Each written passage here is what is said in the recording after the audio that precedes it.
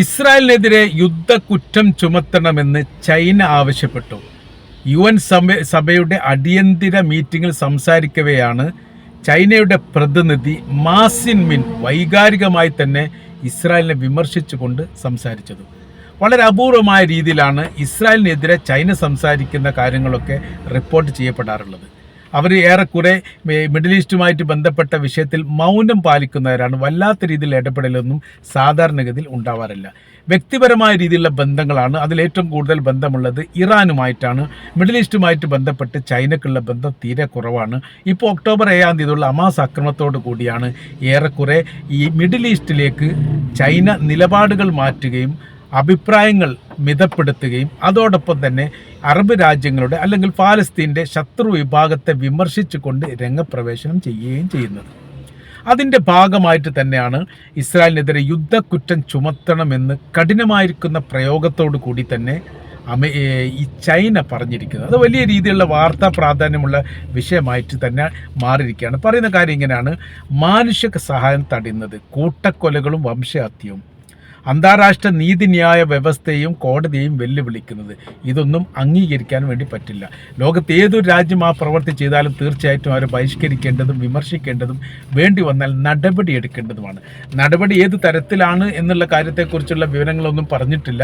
എന്നാൽ യൂറോപ്യൻ രാജ്യങ്ങളുമായിട്ട് സഹകരിക്കാനുള്ള അഭിപ്രായങ്ങളൊക്കെ ഉണ്ട് എന്ന രീതിയിലുള്ള ഒരു നിലപാടും ഇതിനിടയിൽ തന്നെ വന്നിട്ടുണ്ട്. അതായത് ഈ കർക്കശമായിരിക്കുന്ന നയനിലപാടുകളൊക്കെ യൂറോപ്യൻ രാജ്യങ്ങൾ ഇസ്രായേലിനെതിരെ സ്വീകരിച്ചിട്ടുണ്ട്. സാമ്പത്തിക ഉപരോധം ഏർപ്പെടുത്തുക, നയതന്ത്രവുമായിട്ടുള്ള ബന്ധത്തെ മിതപ്പെടുത്തുക, അതോടൊപ്പം തന്നെ സൈനികപരമായിരിക്കുന്ന ഇടപെടലുണ്ടെങ്കിൽ ഇടപെടലിൻ്റെ സാഹചര്യം വരികയാണെങ്കിൽ അതുമായി സഹകരിക്കുക, അല്ലെങ്കിൽ അതുമായി ബന്ധപ്പെട്ട് ഇസ്രായേലിനെതിരെ അഭിപ്രായങ്ങൾ പറയുക. ഇങ്ങനെ കുറേ കാര്യങ്ങളൊക്കെ യഥാർത്ഥത്തിൽ അവരുടെ ഭാഗത്തുള്ളതാണ്.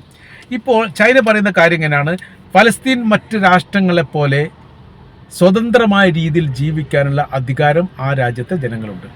അവരും അവരുടെ ഭൂപ്രദേശത്താണ് ജീവിക്കുന്നത്. അവരുടെ അവകാശമുള്ളവരാണ്, അധികാരമുള്ളവരാണ്. നിലനിൽപ്പിന് വേണ്ടിയിട്ട് പോരാടുന്ന ആ വിഭാഗത്തോടൊപ്പം ചേർന്ന് നിൽക്കുക എന്നുള്ളത് നമ്മുടെ ആവശ്യമാണ്. സ്വാതന്ത്ര്യത്തിന് വേണ്ടിയാണ് ഫലസ്തീൻ പോരാടുന്നതെങ്കിൽ തീർച്ചയായിട്ടും നമ്മൾ അവർ പിന്തുണ നൽകൽ നിർബന്ധമായിരിക്കുന്ന കാര്യമാണ്. അതുകൊണ്ടാണ് ചൈന എല്ലാ സമയത്തും ഇസ്രായേലിനെതിരെ ഫലസ്തീനോടൊപ്പം ചേർന്ന് നിൽക്കുന്നത്. ഈ കാര്യങ്ങളൊക്കെയാണ് അദ്ദേഹം പറയുന്നത്. മാ സിൻമിൻ വൈകാരികമായി തന്നെ സംസാരിച്ചു എന്നുള്ളതാണ് ഏറ്റവും വലിയ പ്രത്യേകത. കാര്യം കമ്മ്യൂണിസ്റ്റ് പ്രത്യയശാസ്ത്രവും ഇസ്ലാമിക പ്രത്യയശാസ്ത്രവും തമ്മിൽ വലിയ അന്തരമുണ്ട് എന്നതിനാൽ അറബ് രാജ്യങ്ങളുമായിട്ട് വല്ലാത്ത രീതിയിൽ ബന്ധം ഉണ്ടാക്കാൻ വേണ്ടിയിട്ട് കമ്മ്യൂണിസ്റ്റ് രാജ്യം ആയിരിക്കുന്ന ചൈന തയ്യാറാവില്ല. അതേപോലെ തന്നെ ആ രാജ്യവുമായിട്ട് കമ്മ്യൂണിസ്റ്റ് ആശയം എന്നതിനാൽ സഹകരിക്കാൻ വേണ്ടിയിട്ട് അറബ് രാജ്യങ്ങൾ തയ്യാറാവില്ല, കുറച്ച് അകലം പാലിക്കുന്നു. എന്നാൽ ലോക സൈനിക ശക്തിയും ബലവുമുള്ള രാജ്യങ്ങളോടൊപ്പം ചേർന്ന് നിൽക്കുന്ന ഇറാൻ എന്ന് പറയുന്ന മുസ്ലിം രാജ്യം റഷ്യയുമായിട്ടുള്ള ബന്ധം എന്ന് പറയുന്നത് സോവിയറ്റ് യൂണിയൻ കാലത്തുള്ള കമ്മ്യൂണിസ്റ്റ് സോവിയറ്റ് യൂണിയനുമായിട്ടുള്ള ബന്ധമാണ്. അതിൻ്റെ തുടർച്ചയായിട്ടാണ് പിന്നീട് ചൈനയുമായിട്ട് ബന്ധമുള്ള ആ ബന്ധത്തിൻ്റെ തുടർച്ച ഇപ്പോഴും പോരുന്നുണ്ട്. അതിന് ഒരുപാട് ഗുണങ്ങൾ അവർക്കുണ്ട്. കാരണം സൈനികപരമായ രീതിയിലൊക്കെ അമേരിക്ക ഒറ്റപ്പെടുത്തുന്ന സമയത്ത് ചൈന വല്ലാത്ത രീതിയിൽ സഹായിക്കും, അതോടൊപ്പം റഷ്യയും സഹായിക്കും. ആ രീതിയിലാണ് കാര്യങ്ങളൊക്കെ പോകുന്നത്. ഇപ്പോഴത്തെ സ്ഥിതി കാര്യങ്ങളൊക്കെ പറയുന്നത് ഇങ്ങനെയാണ്: സഹായം ആവശ്യമുള്ളവരാണ് ഗസക്കാർ. സഹായം നൽകാൻ വേണ്ടി ലോക രാജ്യങ്ങൾ തയ്യാറാവുന്നുണ്ട്. ഫലസ്തീൻ എന്ന് പറയുന്ന രാജ്യം 50 വർഷത്തിലധികമായി കഷ്ടപ്പാടും പ്രയാസവും ബുദ്ധിമുട്ടും അനുഭവിക്കുന്നു. അവരുടെ ഭൂപ്രദേശത്തു നിന്ന് അവർ ആട്ടി ഓടിക്കപ്പെടുന്ന ഒരു സാഹചര്യം ഉണ്ടാകുന്നു. നമ്മൾ ലോകം കണ്ടില്ലെന്ന് നടിക്കുന്നു. നമ്മൾ കണ്ണ് ചിമ്മിയിട്ടാണ് യഥാർത്ഥത്തിൽ ഫലസ്തീനെ കാണുന്നത്. പല ഘട്ടങ്ങളിലും പല സാഹചര്യങ്ങളിലും അവിടെ നടക്കുന്ന ക്രൂരമായിരിക്കുന്ന പ്രവർത്തനങ്ങളും ആട്ടി ഓടിപ്പിക്കുന്നതും അവരുടെ വീടുകളൊക്കെ കയ്യേറുന്നതും അവിടെ സെറ്റിൽമെൻറ്റ് സ്ഥാപിച്ചുകൊണ്ട് ഫലസ്തീനുകളെ പുറത്താക്കുന്നതും ഗതിയും പരഗതിയുമില്ലാത്ത രീതിയിൽ ലോകത്തിലെ വ്യത്യസ്ത രാജ്യങ്ങൾ അവർ ചെതറിക്കെടുക്കുന്നതുമായിരിക്കുന്ന സംഭവങ്ങൾ പല ഘട്ടങ്ങളിലും പല ഈ UN സഭകളിലും ഈ കാര്യങ്ങൾ പറഞ്ഞിട്ടുണ്ട്. അത് ആഫ്രിക്കൻ രാജ്യങ്ങളിൽ നിന്നുള്ളവരും ഫലസ്തീൻ്റെ പ്രതിനിധികളായിട്ടുള്ളവരും മറ്റ് യൂറോപ്യൻ രാജ്യങ്ങളിലെ പ്രതിനിധികളും പല ഘട്ടങ്ങളിലും അറബ് രാജ്യങ്ങളും ഈ കാര്യങ്ങൾ പറഞ്ഞതാണ്. ഇപ്പോഴത്തെ അവിടുത്തെ അവസ്ഥകൾ ദയനീയമാണ്, സങ്കടമാണ്, പ്രയാസമാണ്. അവർ കാര്യത്തിൽ ശ്രദ്ധിക്കേണ്ടതുണ്ട്. ദ്വിരാഷ്ട്ര ഫോർമുല അല്ലാത്ത മറ്റൊരു പോംവഴികളും ഇല്ല എന്നതിനാൽ ആ രാജ്യം സ്വതന്ത്രമാകാൻ വേണ്ടിയിട്ട് എല്ലാ സഹായങ്ങളും ചെയ്യണം, വിട്ടുവീഴ്ച ചെയ്യണം. അങ്ങനത്തെ ഒരുപാട് കാര്യങ്ങൾ പല ഘട്ടങ്ങളിൽ ചർച്ച ചെയ്തിട്ടുണ്ട്. വലിയ വോട്ടോട് കൂടിയിട്ട് ഇതൊക്കെ പാസ്സാക്കുകയും ചെയ്തിട്ടുണ്ട്.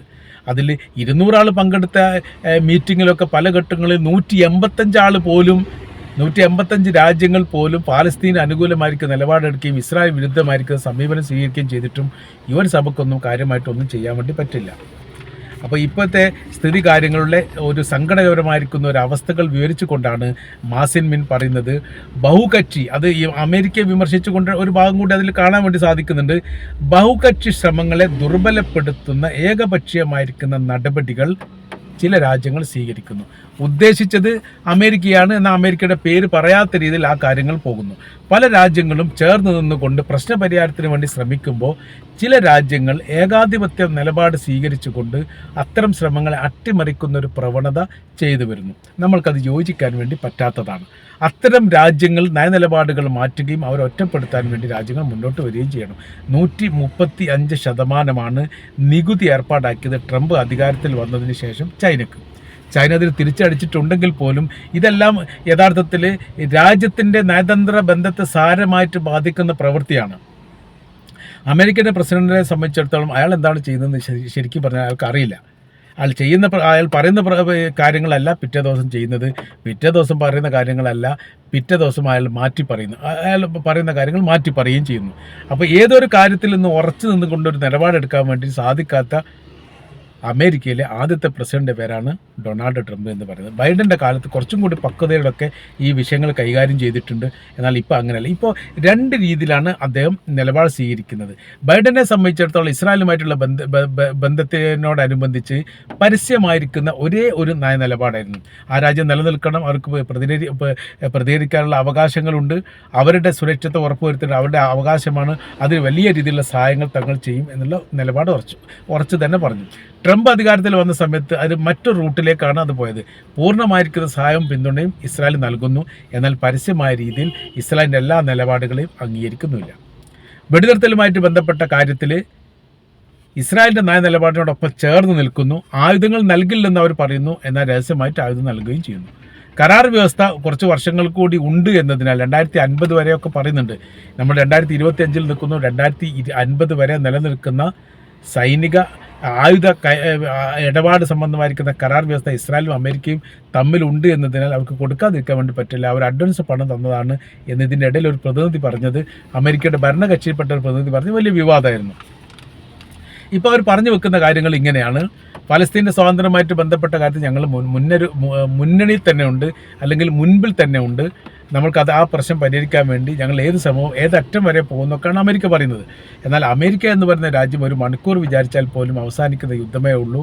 എല്ലാവിധ പിന്തുണയും ശക്തിയും പിന്നാമ്പുറം നിന്നുകൊണ്ട് ഇസ്രായേൽ എന്ന് പറയുന്ന രാജ്യത്ത് നൽകിയത് കൊണ്ടാണ്, നൽകുന്നത് കൊണ്ടാണ് അവർ പിടിച്ചു നിൽക്കുന്നത് എന്നുള്ളത് യാഥാർത്ഥ്യം. നിലവിലിപ്പോൾ ചൈനയുടെ നിലപാട് വലിയ രീതിയിൽ വിമർശനത്തിന് വിധേയമായിരിക്കുന്നു. അവർ പറയുന്നത് സർവാധിപത്യമുള്ള ഒരു ദേശത്തിൻ്റെ ഭാഗമായി നിൽക്കാൻ വേണ്ടിയിട്ടുള്ള ശ്രമം നടത്തുന്ന രാജ്യങ്ങൾ നമ്മുടെ കൂട്ടത്തിലുണ്ട്. അത് അമേരിക്കയെക്കുറിച്ചാണ്. അവർ മനസ്സിലാക്കേണ്ട കാര്യം, നിങ്ങൾ സർവ്വശക്തി ഉപയോഗിച്ചുകൊണ്ടും മറ്റ് രാജ്യങ്ങളെ ഇല്ലാതാക്കാൻ വേണ്ടി ശ്രമിക്കുക എന്നല്ലാതെ നിങ്ങൾ ശ്രമത്തിൽ ഇനി മുന്നോട്ടുള്ള കാലം വിജയിക്കാൻ പോകുന്നില്ല. ഹിരോഷിമയിലും നാഗസാക്കിയിലും 2ാം ലോക യുദ്ധത്തിൽ ആണവ സ്ഫോടനം നടത്തുന്ന സമയത്ത് വല്ലാത്ത രാജ്യങ്ങളുടെ കൈവശത്തിലൊന്നും ആണവായുധങ്ങൾ ഇല്ലായിരുന്നു. ഒറ്റപ്പെട്ട രാജ്യങ്ങളുടെ കൈവശത്തിൽ മാത്രമാണുള്ളത്. ഇപ്പോൾ പല രാജ്യങ്ങളുടെ കൈവശത്തിലും, അതായത് അമേരിക്ക എന്ന് പറയുന്ന രാജ്യത്തിൻ്റെ ശത്രുപക്ഷത്ത് നിൽക്കുന്ന പരമാവധി രാജ്യങ്ങളുടെ കൈവശത്തിലൊക്കെ ആണവായുധമുണ്ട് എന്ന് നിങ്ങൾ മറക്കരുത് എന്നൊരു സൂചന അമേരിക്കയുടെ പേര് പറയാതെ തന്നെ പറഞ്ഞിട്ടുണ്ട് എന്ന് പറയുന്നു. അപ്പോൾ അതിൽ പറയുന്നത്, ഇപ്പോൾ അമേരിക്കയുടെ ശത്രുപക്ഷം ഒന്ന് റഷ്യയാണ്, രണ്ടാമത് ചൈനയാണ്, ഇറാനാണ്, കൊറിയയാണ്. വളരെ പ്രധാനമായ രീതിയിൽ സജീവമായിട്ടുകൊണ്ട് ഞങ്ങൾ ശത്രുക്കളാണ് എന്ന് വെട്ടിത്തുറന്ന് പറഞ്ഞ ഈ 4 രാജ്യങ്ങളുടെ കൈവശത്തിലും ആണവായുധമുണ്ട്. അപ്പോൾ ഈ ഹിരോഷിമയിലേക്ക് ഇവിടെ നിന്ന് ന്യൂയോർക്കിൽ നിന്ന് ഹിരോഷിമയിലേക്ക് പറന്നുകൊണ്ട് ആക്രമണം നടത്താൻ പറ്റുന്ന വിമാനങ്ങൾ അമേരിക്കയുടെ കൈവശത്ത് അന്നുണ്ടായിരുന്നു. ഇന്ന് അതിനേക്കാൾ ഇരട്ടി പറക്കാൻ പറ്റുന്ന വിമാനങ്ങൾ ഉണ്ട് എന്ന് മാത്രമല്ല, അത്ര തന്നെ വൈദൂരം പല രാജ്യങ്ങളിൽ നിന്നും അമേരിക്കയിലേക്കില്ല എന്നുകൂടി നിങ്ങൾ മനസ്സിലാക്കണം. അപ്പോൾ റഷ്യക്ക് വേണമെങ്കിൽ വളരെ എളുപ്പത്തിൽ അമേരിക്ക ആക്രമിക്കാൻ വേണ്ടി സാധിക്കും. ദൂരം എന്ന് പറയുന്നത് ഇപ്പോൾ കൊറിയയുമായിട്ട് അമേരിക്കയിലേക്ക് നോക്കുന്ന സമയത്ത് 15,000 കിലോമീറ്ററിൻ്റെ ദൂരപരിധി കാണുന്നുണ്ട്. ആ 15,000 കിലോമീറ്റർ ദൂരം പറന്നുകൊണ്ടും ആക്രമിക്കാൻ പാകത്തിലുള്ള സംവിധാനമാണ് ഞങ്ങളുടെ കൈവശത്തിലുള്ളത് എന്ന് പല ഘട്ടങ്ങളിലും ഈ കൊറിയയുടെ പ്രസിഡന്റ് കിം ജോൺ ഉന്ന് പറഞ്ഞതാണ്. അദ്ദേഹം പറയുന്ന കാര്യം ഇങ്ങനെയാണ്: വേണ്ടി വന്നാൽ അമേരിക്കയിൽ തങ്ങൾ ആണവായുധം പ്രയോഗിക്കും, പ്രയോഗിച്ചാലും ഇല്ലെങ്കിലും അയാളെ നിലപാടുകൾ പറഞ്ഞു എന്നുള്ളത് വലിയ പ്രത്യേകതയുള്ള കാര്യമാണ്. അപ്പോൾ ഇറാൻ്റെ കാര്യത്തിൽ, ഇറാനുമായിട്ട് ബന്ധപ്പെട്ടാണ് ഇപ്പോൾ സമാധാനപരമായിരിക്കുന്ന ആണവായുധ ചർച്ചകളൊക്കെ എങ്ങനെ നടക്കുന്നത്. അവരുടെ കൈവശത്തിൽ ആണവായുധം ഉണ്ട് എന്ന കാര്യത്തിൽ സംശയമൊന്നുമില്ല. അപ്പോൾ ഇറാൻ്റെ കൈവശത്തിലായി, കൊറിയയുടേതായി, റഷ്യയുടെ കൈവശത്വം എന്ന് പറഞ്ഞാൽ ലോകത്താകമാനമുള്ള ആണവായുധത്തിൻ്റെ പകുതിയിലധികം റഷ്യയുടെ കൈവശത്തിലാണ്. അമേരിക്ക 2ാം സ്ഥാനത്താണ് ആണവായുധവുമായിട്ട് ബന്ധപ്പെട്ട്. 1ാം സ്ഥാനത്ത് റഷ്യ ആണുള്ളത്. അപ്പോൾ ഈ റഷ്യ ആണെങ്കിലും ചൈന ആണെങ്കിലും കൊറിയ ആണെങ്കിലും ഇറാൻ ആണെങ്കിലും അമേരിക്കയുടെ ശത്രുപക്ഷത്താണ് നിൽക്കുന്നത്. അതുകൊണ്ട് ഞങ്ങൾക്ക് ഉപയോഗിക്കാൻ വേണ്ടി സാധിക്കുമെന്നുള്ളതും, നിങ്ങൾക്ക് ഇങ്ങോട്ട് വരുന്നതിൻ്റെക്കാളും ദൂരപരിധിയിൽ നിന്ന് അമേരിക്ക ആക്രമിക്കാൻ പാകത്തിലുള്ള സംവിധാനങ്ങൾ തങ്ങളുടെ കൈവശത്തിലുണ്ട് എന്നും യഥാർത്ഥത്തിൽ ചൈന പറയാതെ പറയുന്നുണ്ട്.